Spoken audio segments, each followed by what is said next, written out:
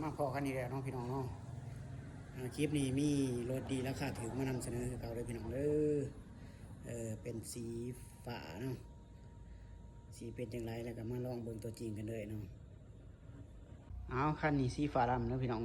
พวกยิงป่ายมาใหม่ๆเนาะไผเลยสิอะไรเป็นเจ้าของเนาะกระแจ2 ดอกสภาพเดิมใช้เงางามพี่น้องจากดีซีผ่านเอกสารกับมีครบเนาะเบิ่งสภาพโอ้ยังงามยังใสอยู่โดยโหลดคันนี้พี่น้องหนังสือนี่หอด2030พี่น้องเอามาเบิ่ง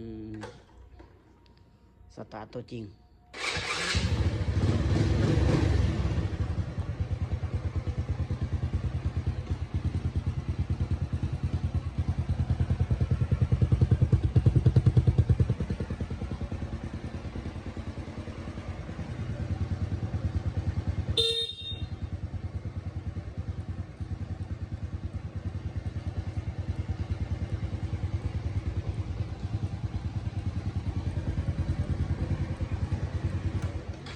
ถือว่าจากดีซีผ่านเอกสารมีครบเลยพี่น้องใครสนใจก็ทักทายสบายดีรถอยู่ปากเซคลินิกเซโดนเนาะ